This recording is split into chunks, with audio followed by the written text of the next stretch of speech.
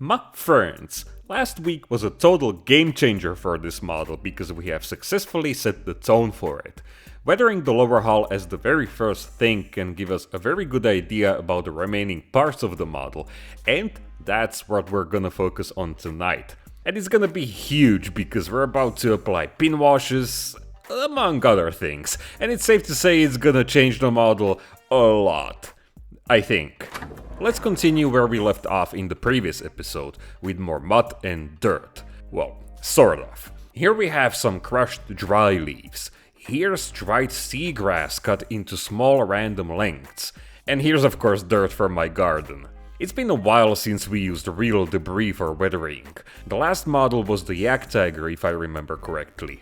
This tank is a good canvas for this technique because it has lots of tight corners where debris would accumulate.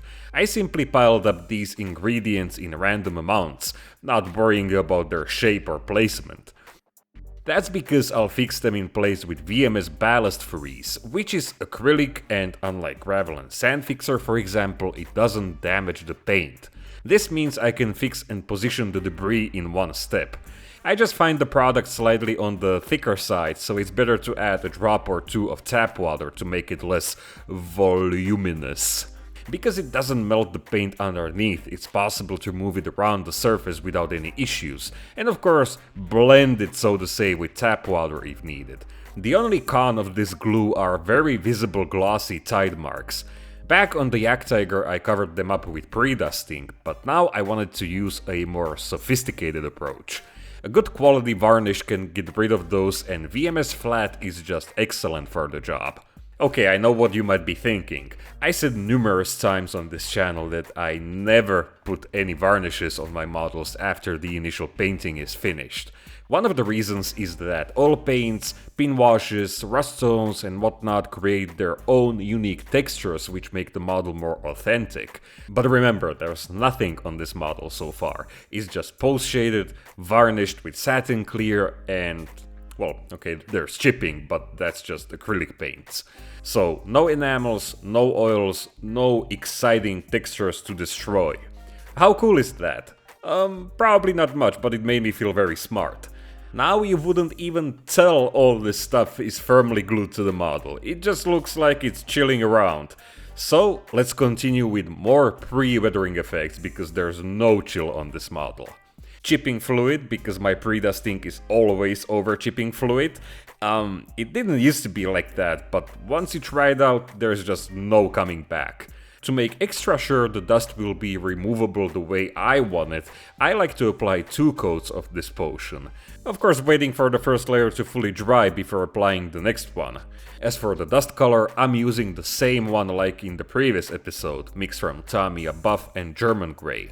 I used to dilute Tamiya paints with regular lacquer thinner because I was afraid any other concoction would change their chipping properties. But this time I used the orange cap thinner with drying retarder, and plot twist, the paint sprayed much better and it chipped without any issues whatsoever. Now, pre-dusting over a post-shaded surface has several advantages and one disadvantage. So let's start with the worst part. It feels like you're just destroying all the meticulously created contrast in the base coat. Luckily, it's just a feeling because the moment you start chipping the paint down, it's gonna become much more subtle. Advantages though, the first one is how the post-shaded surface is very smooth. Full of contrast of course, but just smooth, like no textures. So this step takes care of that, and if we apply it in a reasonable amount, there's gonna be just the right amount of texture. And the greatest advantage of all time is probably the amount of control you have over the result. Regular pre-dusting with no chipping fluid can be overdone and there's no going back. If you overdo the amount with chipping fluid, you can remove it completely without any issues. Although in my experience I never had to go that far. Usually chipping it more than usual is gonna end up in a pretty nice result. That was for example the case on the turret, which I didn't film because it was a small panic moment for me. The amount was just too much, but I ended up removing almost everything and none of the contrast was lost in the end. So here we have it, pre-weathered, pre-dusted, and pre-whatever you want to call it. The upper hull is very bright and seems out of place compared to the lower hull, which is already finished, but we're gonna change that. Just remember the lower hull from the last video and how it looked with pre-dusting. That's pretty much the stage we're at right now. But first, we have to take care of all the surface details. I'll just speedrun you through this part because detail painting is always boring. So, the periscopes were painted in olive drab, and the glass parts in dark grey. Same thing on the vision cupola, although this was originally a clear part, but I just don't like masking at all, so brush painting is a less painful option for me. A fake highlight was added on the lower half to create some illusion of depth, and the strong contrast was toned down with a glaze using the original dark grey color. Finally, they received a thick coat of enamel glass for that nice glass-like appearance. Headlights come with clear lenses, so I painted the insides with silver. Then I added the clear plastic lens from the kit. It was slightly harder to fit it in because of the paint buildup around it, but I managed with some, careful brute force. I fixed it in place with a coat of enamel gloss again. Some extra effects such as washes and dirt will be added later so it won't stand out like a sore thumb. Brake lights were base coated with silver and then I gave them a drop of clear red from Tamiya. Now we have the obligatory paint everything with grey segment, and this includes the 30 cal in the hull, twin 50 cals in the mantlet, rubber dust seals on the antenna mounts, and shell impacts because grey is a great base coat for steel surfaces. We'll get back to them later with rust washes.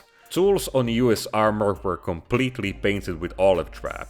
That's kinda interesting, but at the same time it just looks boring AF, so I wanted to give them some kind of, creative spin.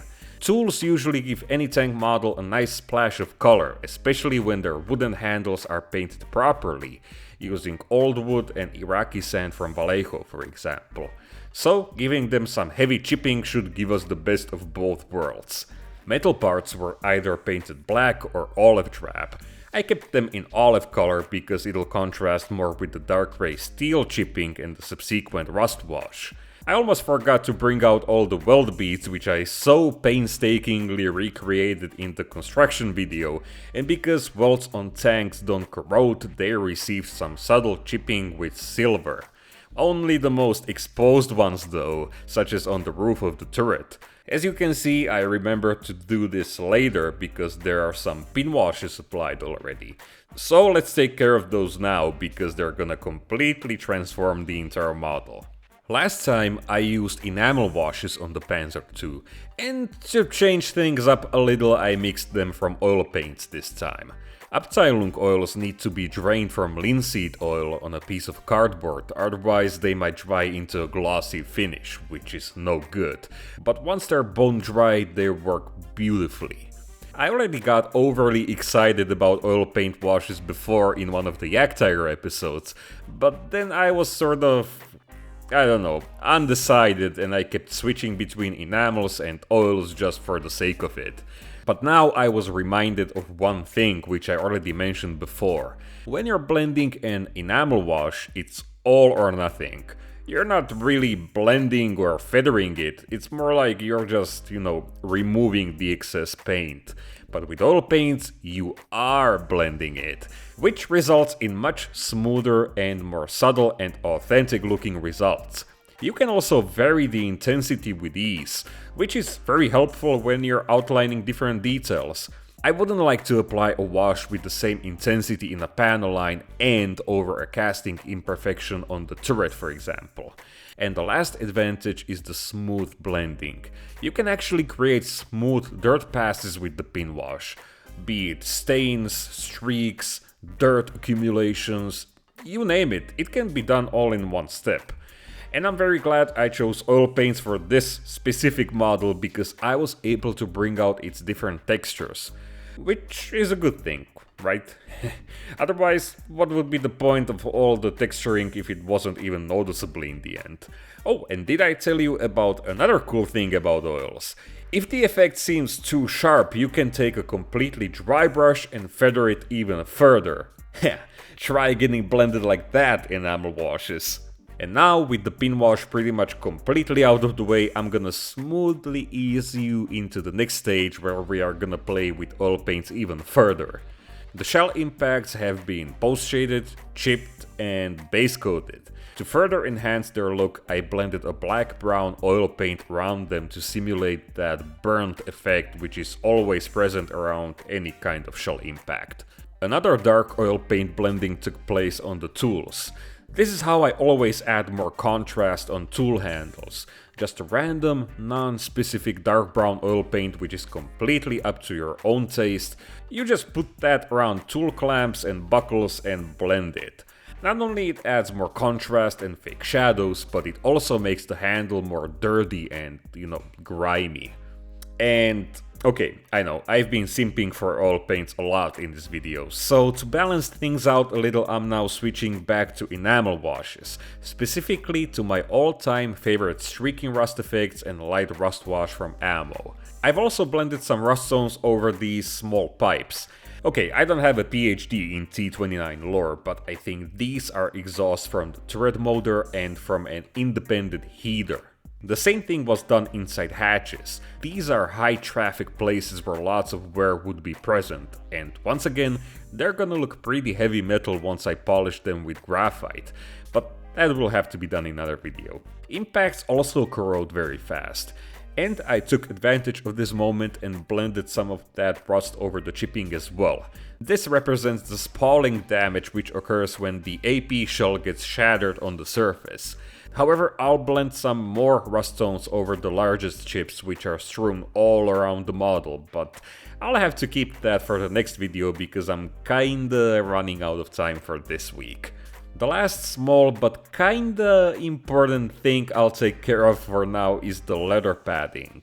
Coincidentally, I bought a very nice color for this, leather brown from Vallejo. This paint is so accurate you could almost smell the leather from it. And you know what's a fun thing to do on a Friday night? Trying to replicate worn leather, of course. Duh. I'm no expert on this, and I'm sure miniature painters have better tricks for these effects.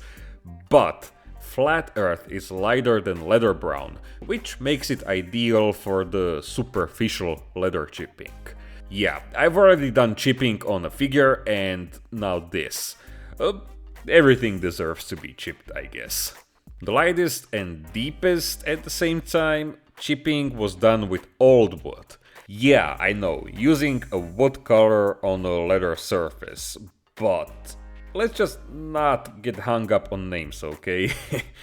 And then I toned it all down with a glaze made from pure black paint. So, does it look like worn leather? I kinda guess? I mean, that's how my old chair used to look like, but okay, all the leather chairs aside, I'll have to end this video right here, my friends. So, what we have achieved tonight? Well, pre-weathering, pinwash, also oil paints are cool again, I guess, and details are done. So, maybe, but just maybe, the next video might be when I'll finish everything.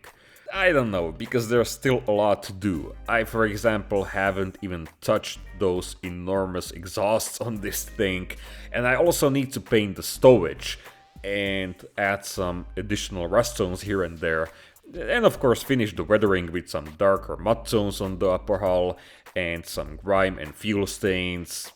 You know, the usual traditional stuff like polishing with graphite and so on.